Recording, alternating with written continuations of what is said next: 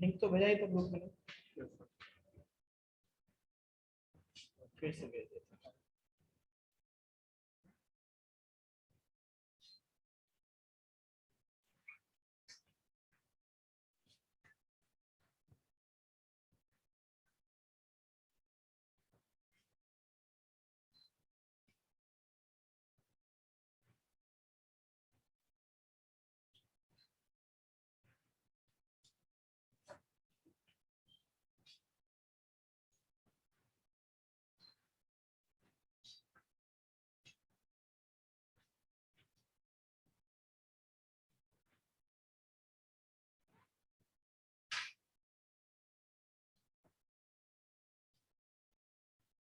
और बच्चे ज्वाइन हो जाएंगे।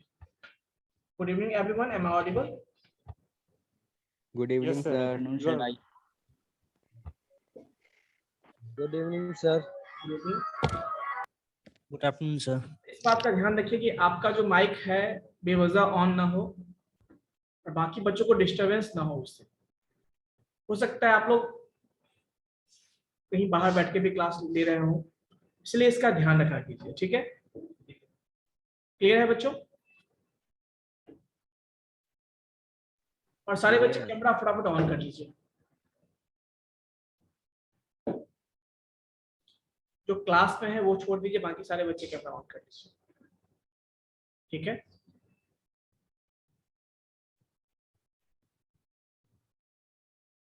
तो आई थिंक लास्ट क्लास में मैंने बच्चों क्या बताया था, हार्ड डिस्क के बारे में। इसमें मैंने बताया था कि हार्ड डिस्क का स्ट्रक्चर कैसा होता है, या सर स्ट्रक्चर कैसा होता है।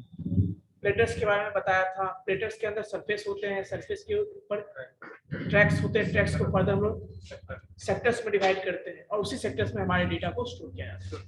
मैंने ये भी बताया था कि उस सेक्टर्स को हम कैसे एड्रेसिंग करते हैं, याद है ना? एड्रेसिंग कैसे करते हैं वो भी मैंने बताया था। एड्रेसिंग है ना, लुक जैसे 0101 के बताया था, आपको याद होगा। न्यूमेरिकल्स भी बताया था आप लोगों को, याद है?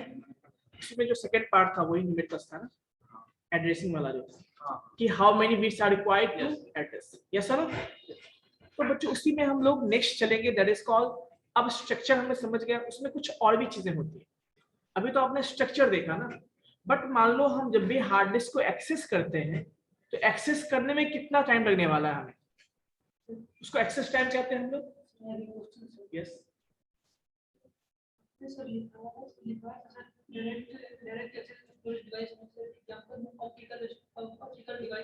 हाँ, मैग्नेटिक ड्राइव बोला था, मैग्नेटिक टेप मेमोरी और मैग्नेटिक डिस्क और मैग्नेटिक ड्रम। सर ये सीक्वेंशियली देखिए मैग्नेटिक टेप और मैग्नेटिक ड्रम जो होता है वो सीक्वेंशियल हो गया। सर तो ये सर एग्जांपल था सर, डायरेक्ट एक्सेस स्टोरेज का। डायरेक्ट तो सर डायरेक्ट एक्सेस में करना चाहिए। डायरेक्ट मतलब ये कि यदि हम जैसे मान लीजिए हमारे पास हार्ड डिस्क है, अब हमें मान लीजिए जो डेटा चाहिए वो डायरेक्ट डेटा पे पहुंच सकते हैं या नहीं पहुंच सकते, ये नहीं कि हमें उसके आगे वाला जो उससे पहले का सारा चलाना पड़ेगा। लेकिन कैसेट का एग्जांपल देखो, कैसेट जो होता था पुराने जमाने का वीसीआर, जब हमें गाना नंबर 2 सुनना होता था हमें गाना नंबर 1 को भगाना होता था। इसको क्या बोलते हैं, सीक्वेंशियल, ठीक है? वो आपका मैग्नेटिक टेप हो गया, मैग्नेटिक टेप हो गया। सर ये इसका एग्जांपल में डायरेक्ट एक्सेस स्टोरेज के टेप एग्जांपल उसमें टेप नहीं होगा, उसमें मैग्नेटिक ड्राइव होगा। Magnetic storage device. हाँ, मैग्नेटिक स्टोरेज डिवाइस, तो मैग्नेटिक टेप को बोल सकते हैं। देखिए मैग्नेटिक जो है मैग्नेटिक ड्राइव होगा, या हो सकता है मिसप्रिंट हुआ होगा या कुछ लिखना पड़ेगा।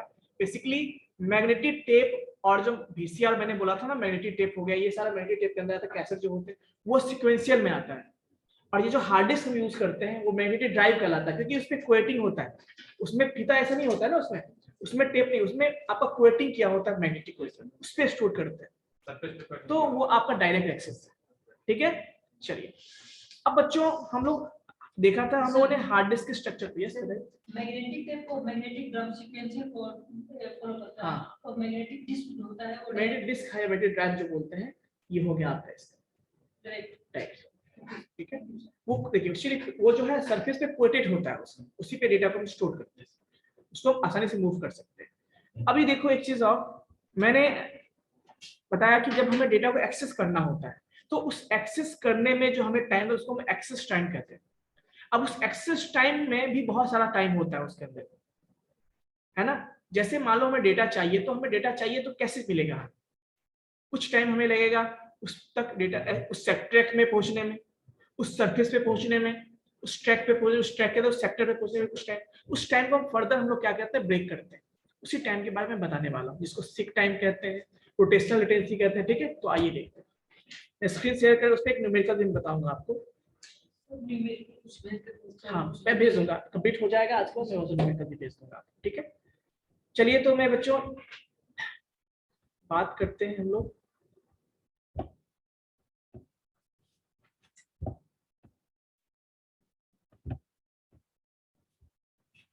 सी पे थे ना हम लोग, पहले इसको समझ लो, पहले इसको समझ लो आप लोग, एक मिनट।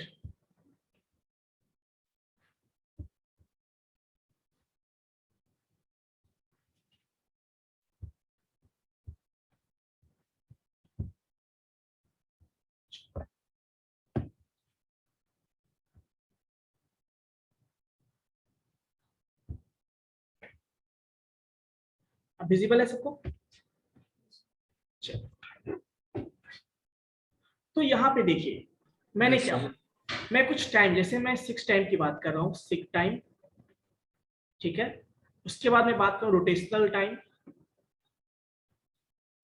Rotational time. उसके बाद में बात करूंगा रोटेशनल लेटेंसी, लेटेंसी। और उसके बाद में बात करूंगा बच्चों transfer time. Yes please, yes please. Hard disk sir आर जो होता है वो रीड एंड राइट का काम करता है, बट सर रीड तो समझ में आता है सर, लेकिन राइट यहाँ पर मैं बता देता हूँ। ठीक है, चलिए तो बेसिकली बच्चों कुछ टर्म्स को समझिए। जैसे हमें पता है हार्ड डिस्क का स्ट्रक्चर ऐसा होता है, इसको हम क्या बोलते हैं, प्लेटर्स होते हैं। यस सुनो बच्चों, online students. Yes, sir. Yes. Yes, sir. Platter 0, platter 1, platter 2, ऐसे बहुत सारे प्लेटर्स होते हैं, डिपेंड करता है हार्ड डिस्क के साइज पे।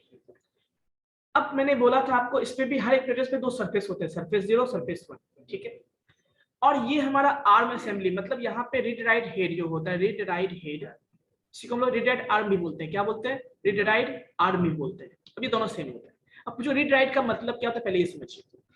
हार्ड डिस्क में जब हम कुछ स्टोर करते, सेव या सेवेज करते हैं, that is right, that is called right, उसको राइट बोलते हैं। तो राइट भी करना होगा तो जहां खाली होगा वहीं पे राइट करना होगा ना, तो हम पहले उस जगह पे जाएंगे, उस सेक्टर पे जाएंगे तभी तो जाएंगे ना। ठीक है, उसको राइट बोलते हैं, राइट ऑपरेशन बोलते हैं। अब मान लो पहले से कोई डेटा हमारे पास स्टोर है, उसको हमें रीड करना है, एक्सेस करना है, तो उसके लिए क्या होगा, रीड ऑपरेशन होता है, उसी को रीड एंड राइट बोलते हैं। ठीक है, when we will store the data it is called write, when we will access the data it is called read. ठीक है, चलिए, और वो इसी के हेल्प से होता है, ये फिक्स होता है। अब समझो, ये फिक्स होता है तो मूव कौन करेगा?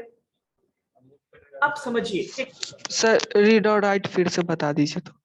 मैंने बोला हम लोग मेमोरी में कुछ स्टोर करते हैं, सेव करते हैं, नया फाइल या सेवेज करते हैं, उसको हम राइट कहते हैं। बट मान लीजिए आपके मोबाइल में पहले उसके इमेजेस है कुछ ऐसी, आप उसको देख रहे हो, एक्सेस कर रहे हो, किसी को शेयर कर रहे हो, दैट इज कॉल्ड रीड। मतलब पहले से डेटा है उसको हमें एक्सेस करना है, देखना है, पढ़ना है, उसको रीड बोलते हैं। यदि हमें कोई नया डेटा उसमें स्टोर करना है उसको हम राइट बोलते हैं। ठीक है बच्चों, कभी कभी मान लीजिए कोई डेटा है, हम उसको एडिट कर देते हैं, फिर से कोई नया फाइल ऐड करके स्टोर करते हैं, तो राइट हो गया। समझ में आया बच्चों? Yes sir. अब बच्चों ये स्प्लेंडर के अलावा ये घूमता है, ये क्या होता है, घूमता है। तो देखिए कुछ चीजें मैं और आपको समझाना चाहूंगा, पहले इसको समझिए। अब होता क्या है, देखिए कि मान लीजिए हो सकता है कि अभी जो आपने डेटा रीड किया, यहाँ का रीड किया होगा, हो सकता है कि आपका जो रीड राइट हेड यहाँ पर हो सकता है ना, रीड राइट अभी इस सेक्टर का डेटा पढ़ा होगा। आपको पता है इस सरफेस पे ट्रैक्स होते हैं बहुत सारे, हर एक ट्रैक्स में सेक्टर्स भी होते हैं फर्दर। अभी मान लो इस सेक्टर में भी, हमारे सेक्टर में डेटा स्टोर होते हैं। अब मान लो अभी इस तरह का स्टोर किया होगा, मान लो कोई बाद में आया, कंप्यूटर ओपन किया, अभी आपका ट्रैक यहाँ पे रीड राइट हेड यहाँ पे होगा। अभी मान लो आपने कंप्यूटर ऑन किया और आपको इस डेटा को रीड करना होगा, मान लो इसकी जरूरत है, आपको इस डेटा की जरूरत है, उस डेटा को रीड करना होगा हमें। अभी आपका रीड राइट हेड यहाँ पर है, यहाँ पर है, कैसे रीड करोगे? ध्यान से सुनो, इसके लिए कुछ प्रोसीजर्स होते हैं। सबसे पहला काम हमारा क्या होगा बताओ? ये तो फिक्स है, ये रीड राइट हेड तो आपका फिक्स है, तो हम क्या करें, ये थोड़ा बड़ा बड़ा होता है, इसमें कुछ ऐसा लगा होता है कि आप उसको थोड़ा सा बड़ा छोटा हो सकता है, ठीक है। अब देखो इसको हमें यहाँ तक पहली बात, तो अभी ये इस ट्रैक में हमको तो पहले जिस जहाँ का डेटा हमें रीड करना है सेक्टर का, पहले उस ट्रैक में हम जाएंगे। तो इस ट्रैक में कहाँ जाएंगे हम, यहाँ जाएंगे। तो रीडायरेक्ट पहले यहाँ से कहाँ आएगा, इस ट्रैक में आएगा, ठीक है। अब उस ट्रैक में कौन से सेक्टर में आपका डेटा है, उस सेक्टर को भी तो उसके पास लाना होगा ना हमें। तो हम क्या करेंगे, इस व्हील को या इस रोटेटर को हम क्या करेंगे, रोटेट करेंगे ना, रोटेट करेंगे ना। तो देखो, तो पहली बात तो कुछ टाइम लगेगा, जब हमें मान लो पहले से जिस ट्रैक पे होगा उस ट्रैक से डिजायर्ड ट्रैक पे आने में कुछ समय लगेगा, उसको हम सीक टाइम बोलते हैं। समझिएगा ध्यान से, क्या बोलते हैं उसको। मान लो अभी यहाँ का डेटा रीड कर, ये इस ट्रैक में है, मान लो हमें डेटा इस यहाँ का रीड करना है, किस ट्रैक में, इस ट्रैक में। अब यहाँ से यहाँ आएगा, यानी आएगा नहीं, एक्चुअली वो फिक्स है, हम उसको घुमाएंगे ना, तो उसको यानी रीड राइट हेड थोड़ा एडजस्ट, वो मूवेबल होता है थोड़ा सा, तो यहाँ से यहाँ थोड़ा मूव करेगा ना वो, तो उसमें जो समय लगेगा उसको हम क्या बोलते हैं, सीक टाइम। अब देखो इतना से काम होगा नहीं, अब हमें उस रीड राइट हेड के सामने क्या लाना पड़ेगा, उस सेक्टर को भी लाना पड़ेगा। तो वहां से उसको लाने में जो समय लगता है उसी को हम क्या बोलते हैं, उसको रोटेशनल लेटेंसी बोलते हैं। क्या बोलते हैं, रोटेशनल लेटेंसी बोलते हैं। कोई दिक्कत समझ में आया? सर फिर से एक्सप्लेन कर दीजिए। मैंने बोला चलो इधर से देखो, मान लो हमारा डेटा अभी यहाँ पर है, ठीक है। अभी मान लो कुछ देर पहले या 1-2 घंटा या 2 दिन पहले आपने कंप्यूटर ओपन किया हो और आपने कुछ रीड किया हो, मान लो यहाँ का डेटा रीड किया हो। आप मान लो 2 दिन के बाद, 3 दिन या किसी भी 1 घंटे के बाद ही या 5 मिनट के बाद ही आपको इस डेटा की जरूरत है, मान लो, या मान लो उसको नहीं, मान लो आपको इसी डेटा की जरूरत है, सबको इसी डेटा की जरूरत है, और यहाँ पे डेटा में रेट मान लो यहाँ पर है सब कुछ। तो ये तो फिक्स होता है, ये थोड़ा सा मूव करता है, इस पे इधर मूव कर सकता है, यहाँ पे बस इतना ही। तो ये बताओ यहाँ पर हमको यहाँ का रीड करना है या यहाँ का रीड करना है, उसके लिए क्या करना होगा, पहले हमें इस ट्रैक से इस ट्रैक में जाना होगा ना। तो वो थोड़ा सा फ्लेक्सिबल होता है, वो यहाँ से मूव करके यहाँ पे जाता है, वो यहाँ से कहाँ जाएगा, इस ट्रैक पे पहले आएगा, इस ट्रैक के सामने रीड राइट हेड को ऐसे रख देगा, रख दिया। अब लेकिन क्या वो वही हमारी डेटा रीड करना नहीं, हमें उस ट्रैक पे तो आ गया है वो, लेकिन उस ट्रैक के अंदर किसी दूसरे सेक्टर को रीड करना है ना उसको। तो अब हम इसको क्या करेंगे, मूव करेंगे ना, इसको रोटेट करेंगे, रोटेटर को रोटेट करेंगे, तो उसमें जो समय लगता है उसको हम रोटेशनल लेटेंसी बोलते हैं। अब ये मान लो घुमा के हम कहाँ इसको ले जाएंगे, यहाँ पे इसके सामने ले जाएंगे ना, घुमा के या तो इधर से घुमाएंगे या इधर से घुमाएंगे। तो घुमा के जो लाएंगे ऐसे घूम के जो ये आएगा उसमें भी कुछ समय लगेगा ना हमारा। पहला समय लगा यहाँ से यहाँ लाने में, दूसरा इसको मूव करने में, तो यहाँ से यहाँ लाने में जो लगा उसको हम सीक टाइम कहते हैं। और यहाँ से यहाँ जो इसको घुमाने में जो समय लगेगा, घुमा के जो यहाँ लाए उसमें जितना समय लगेगा उसको हम क्या बोलते हैं, रोटेशनल लेटेंसी। समझ में आई बात? उससे भी पहले एक चीज और देखो, एक रोटेशनल टाइम भी होता है। क्या होता है, रोटेशनल टाइम भी होता है, रोटेशनल टाइम भी होता है। ये क्या होता है, देखो मान लो आप किसी चीज को घुमाते हो, मान लो यहाँ से आपने घुमाना स्टार्ट किया और यहाँ तक पहुंचने में जो समय लगेगा उसको क्या बोलते हैं, रोटेशनल टाइम या रोटेशनल डिले भी बोलते हैं। क्या बोलते हैं बच्चों? कोई दिक्कत बच्चों, समझ में आई बात? कि यदि मान लो आप मान लो यहाँ से स्टार्ट किया, एक बार घुमाओ चक्का ही घूमता है, उसको रोटेशनल, जितना एक चक्का एक शुरू से जहाँ स्टार्ट हुआ वहां तक आने में जितना समय लगेगा उसको रोटेशनल टाइम कहते हैं। वैसे ही इसको यदि हम यहाँ से घुमा दें और ये फिर यहीं पे आके रुकेगा, उसमें कुछ ना कुछ समय लगेगा ना, उसको हम लोग रोटेशनल टाइम बोलते हैं। क्या बोलते हैं? आप पूछो रोटेशनल लेटेंसी हो गया सर, तो मैंने बता दिया। अब दोनों में डिफरेंस क्या है, तो एक्चुअली रोटेशनल लेटेंसी को हम लोग आरएल बोलते हैं और इक्वल्स टू क्या होता है, 1/2 इनटू रोटेशन टाइम होता है। क्या होता है, रोटेशन। समझ में आया बच्चों? आप पूछोगे सर ये पूरा घुमाते हैं तो रोटेशनल टाइम हो गया, थोड़ा घुमाते हैं तो आरएल बोल रहे हो, ऐसा क्यों? अब एक चीज बताओ मुझे, क्या जरूरी है कि हमेशा एक ही सेक्टर घुमाने से काम हो या आधे सेक्टर घुमाने से काम होगा?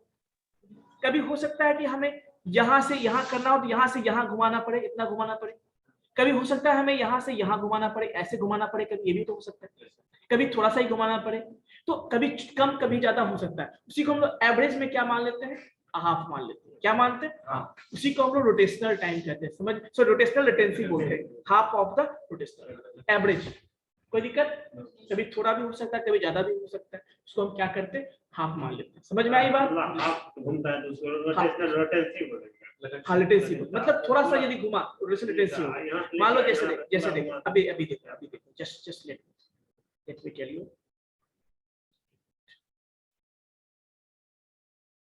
पहले मुझे इसको इरेज कर लेते, यहाँ तक कोई दिक्कत?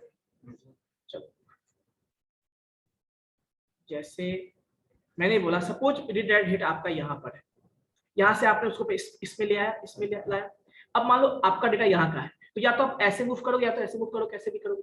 अब कुछ कभी हो सकता है कि आप इस ट्रैक सेक्टर के डेटा को रीड कर रहे हो, कभी हो सकता है यहाँ के डेटा को रीड करना हो, कभी कभी आपको यहाँ का डेटा को रीड करना हो। यदि यहाँ का डेटा होगा तो ऐसे मूव करता होगा, तो यहाँ से यहाँ इसको लाना पड़ेगा, ऐसे करके आधा से ज्यादा हो गया ना, हुआ या नहीं हुआ। अब यहाँ का करोगे तो लगभग लगभग आधा का हो गया, यहाँ का करोगे तो थोड़ा कम ही हुआ। तो बार बार हम लोग इतना क्यों लेंगे, उसके लिए हम लोग एवरेज, ये फास्ट होता है ना, हम उसको एवरेज मान लेते हैं। क्या मान लेते हैं, एवरेज। क्योंकि अब हमें उतना पॉसिबल जाएगा तो बहुत टाइम लगने वाला, कितना कैलकुलेट करते हैं। तो हम लोग मोटा मोटी क्या मान लेते हैं कि जितना उसका रोटेशनल टाइम उसका आधा क्या होता है, उसका रोटेशनल। समझ में आ गया।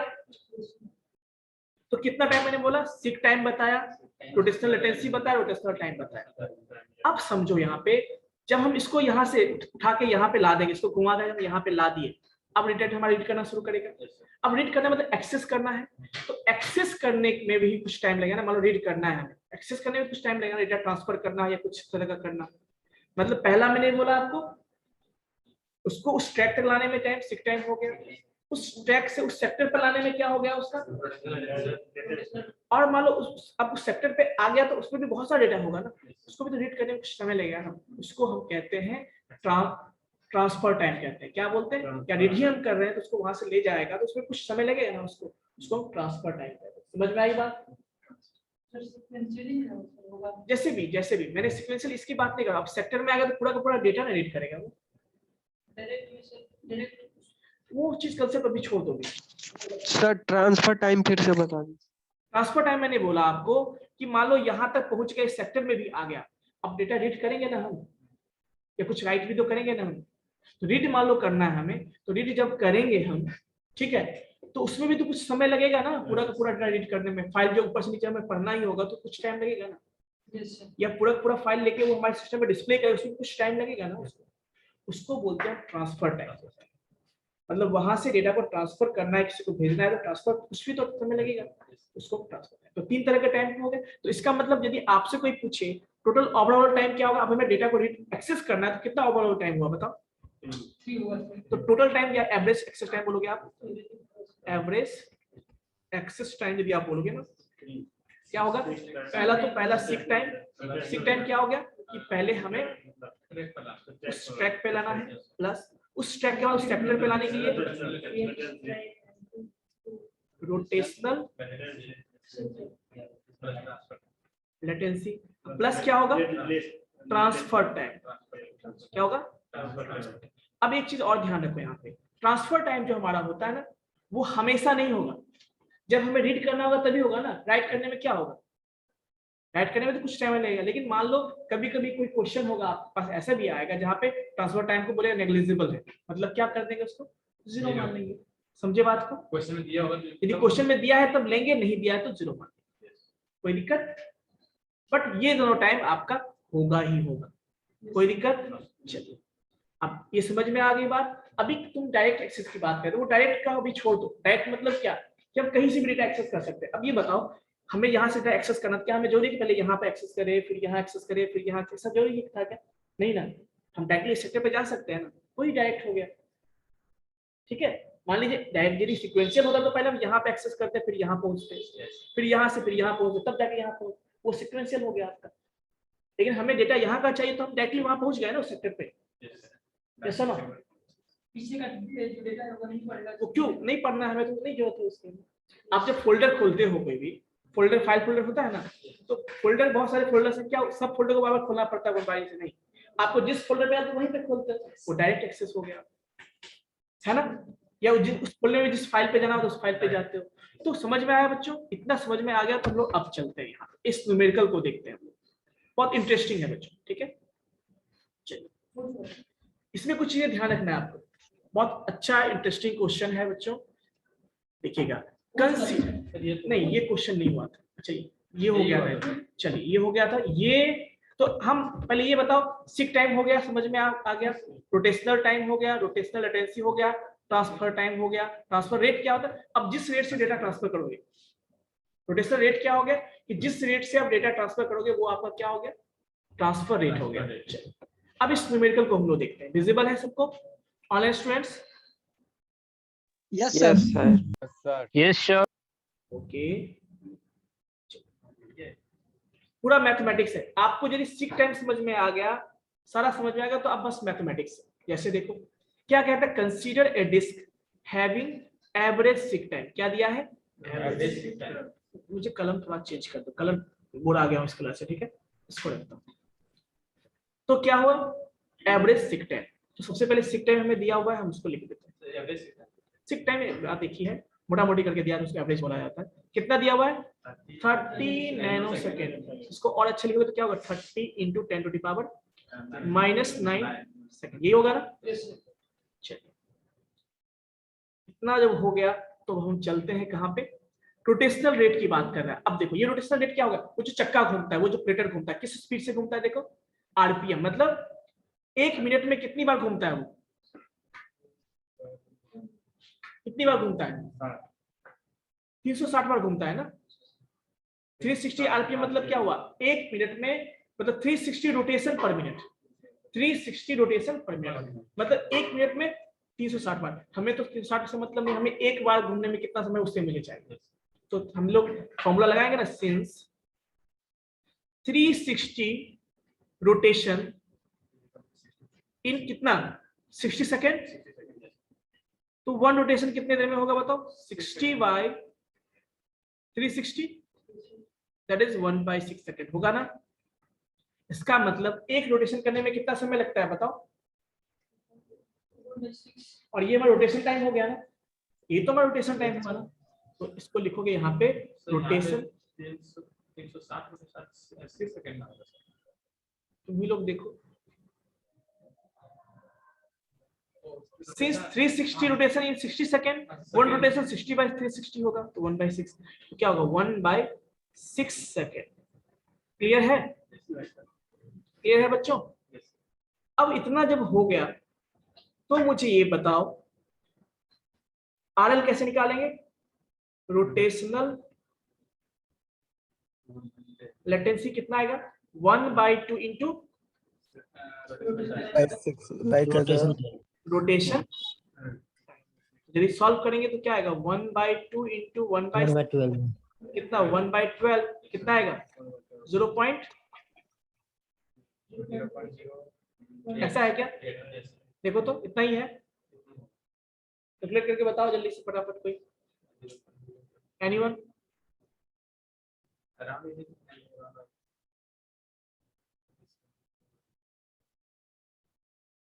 सही है? 0.03 ये इतना सही है सर। चलिए, अब हमारे पास सिक टाइम आ गया, आरएल आ गया। अब एक क्या निकालना है हमें? क्या आ गया बताओ? अब मुझे ये बताओ, यदि ये चक्का या ये जो प्लेटर है एक बार घूमेगा, कितना बार घूमेगा? एक बार घूमेगा। मान लो तो एक बार घूमेगा मतलब क्या? कितने सेक्टर घूमेगा बताओ? तो एक बार मतलब एक ट्रैक के बराबर घूमा। एक बार घूमा मतलब एक ट्रैक घूमा। एक ट्रैक मतलब कितना सेक्टर घूमा बताओ? अभी देखो दिया हुआ है कि each track is having 512 sector, मतलब सिंस वन कंप्लीट ट्रैक घूमने में कितना, वन ट्रैक कितने देर में लेता है? इक्वल्स टू 1/6 सेकेंड में, है ना, पूरा रोटेट करता है। तो मान लो 150 सेकेंड में कितना है रोटेशन? 160 ट्रैक में कितना है? वन ट्रैक में कितना है? इसका मतलब 512 सेक्टर्स होंगे। कितना देर में करता है? 1/6 सेकेंड। बट मैंने क्या बोला आपको? Transfer time. इसका मतलब देखो इतने सेक्टर्स इतने देर में ट्रांसफर करेगा मान लो, है ना, इतने सेक्टर्स इतने देर में ट्रांसफर। तो बताओ कैसे निकालेंगे इसका? एक सेकंड में निकालिए। तो निकालिए, एक सेकंड का कितना होगा निकालिए। नहीं, यहाँ पे एक्चुअली कितना दिया क्वेश्चन देखिए, what is the time taken to the read 4 sectors पूछ रहा है ना, तो 4 सेक्टर का निकालो, यानी इतना सेक्टर को रीड करने में इतना समय लगेगा, तो 4 सेक्टर का निकालो। जल्दी बताओ, निकाल के सब लोग जल्दी बताओगे।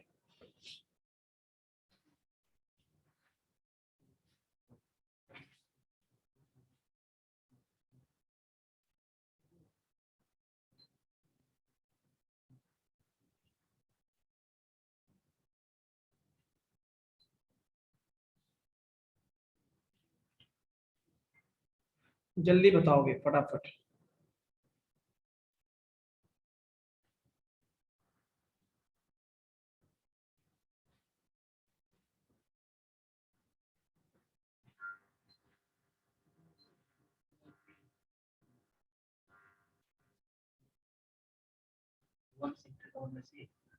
जल्दी कैलकुलेट करो फटाफट।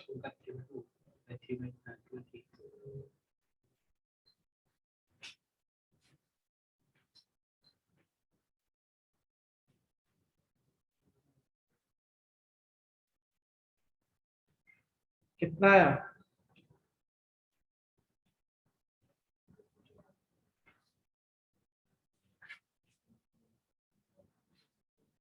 बताइए जल्दी।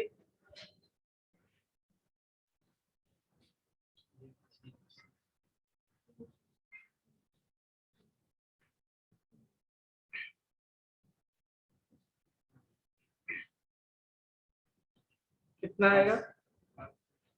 यानी एक सेक्टर में कितना हो जाएगा? एक सेक्टर की बात करें तो 1/6 इंटू 512 हो जाएगा, होगा ना? 1/6। और यदि हम 4 सेक्टर की बात करें तो 1/6 इंटू 512 इंटू ऊपर 4 हो जाएगा। कितना आएगा बताओ रिजल्ट? 0.0013। यही आएगा, कैलकुलेटर करके देख लो कितना सर आएगा। फिर से एक बार बता। बाबू थोड़ा ध्यान भी दिया करो, मैं बता दूंगा 10 बार, ठीक है अच्छी बात है, लेकिन थोड़ा ध्यान भी दिया करो। मैंने क्या बोला कि 512 सेक्टर, देखिए एक रोटेशन में कितना, यदि आप एक बार घुमाओगे तो कितना समय लगता है बताओ? Sir 1/6 second. अब एक बार घूमने का मतलब क्या हुआ? जिस ट्रैक पे वहां भी घूमेगा एक बार, यस सर। ट्रैक भी तो घूमेगा ना, वो पूरा ट्रैक घूमेगा तो एक ट्रैक घूमेगा, एक ट्रैक में कितने हैं सेक्टर? इसका मतलब एक बार घूमेगा तो 512 सेक्टर भी घूम सकता है वो। इसका मतलब 512 सेक्टर घूमने में कितना समय लगता है? इतना सेकंड लगता है, या सुनो तो यस एक सर। 4 में इतना टाइम लगेगा। ट्रांसफर टाइम हो गया आपका, ये क्या हो गया आपका? ट्रांसफर टाइम हो गया। ट्रांसफर टाइम हो गया, कितना हो गया? 0.0013। क्लियर है? अब हमें क्या निकालना? Average access time. क्या निकाला? Average overall access time. Average लिखोगे, इसको ओवरऑल भी कर सकते हो, ओवरऑल एक्सेस टाइम। क्लियर है? तो क्या होगा बताइए? सिक टाइम प्लस, बस वैल्यू रख दो सिक टाइम। अच्छा इसको लिखेंगे तो और क्या आएगा बताओ? इसको थोड़ा सॉल्व कर लेते, बताओ। 0.000000 कितना जीरो? 1 2 3 4 5 6 7 और कितना आएगा? कितना आएगा बच्चों बताओ, बताइए, है ना? Sick time plus RL plus transfer time. तो देखिए सिक टाइम कितना है? 0.00000 कितना आ गया? 1 2 3 3 ये आएगा सेकेंड। आरएल कितना हो गया? 0.083 प्लस, और बताओ हमें transfer time is equal to 0.0013। अब सॉल्व कर दो इसको। तो इसका तो मान लो इतना कुछ भी बात नहीं भी रखोगे तो बात एक ही है, नहीं के बराबर ही है। इस दोनों को केवल जोड़ दो, कितना होगा? 0.084 ऐसा कुछ होगा ना, और 0 0 1 2 3 4 5 6 7 ऐसा ही आएगा ना शॉर्ट में। अब बताओ ये किसके बराबर है? पहला दूसरा तीसरा कौन सा ऑप्शन सही है इसका? बता दो कौन सा ऑप्शन सही है हमारे पास? फर्स्ट टाइप सर 0.084 सेकंड है ना? चलिए इसका मतलब ये पहला वाला सही होगा, यस और नो बताइए। Yes sir. अब इतना समझ में आ गया, एक क्वेश्चन में और आपको और देता हूं इसी में। ये समझ में आ गया कैसे निकालते हैं? क्या कोई दिक्कत? चलिए इतना समझ में आ गया। इसमें एक चीज और आपको निकालने के लिए बोलूंगा, that is called transfer rate. निकाल के दिखाइए आप लोग ट्रांसफर रेट कैसे निकालो। ट्रांसफर रेट, ट्रांसफर रेट कैसे निकालोगे आप?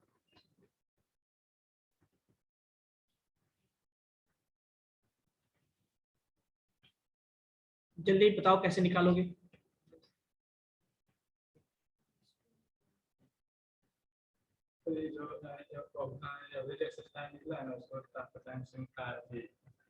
ट्रांसफर रेट की बात करो, रेट अब बहुत सिंपल क्वेश्चन है, देखो तुम मुझे बताओ, अभी सारा डेटा दिया, ये बताओ कि अभी तक जो हमने समय देखा था 1/6 सेकेंड में है ना, सेकेंड डेटा ट्रांसफर इन 1/6 सेकेंड डेटा ट्रांसफर, कितना डेटा ट्रांसफर होगा बताओ? पहले बताओ 1/6 में हम कितने कितने सेक्टर को तक घूम सकते हैं? 512, ठीक है। और हर एक सेक्टर का साइज भी तो आपको दिया हुआ है, देखो कितना दिया हुआ है, 512 बाइट। 512 तो 1/6 सेकेंड लगेगा। अब जब एक जगह घूमेंगे हम तो पढ़ते हुए घूमेंगे, ऐसे तो नहीं घूम जाएंगे हम।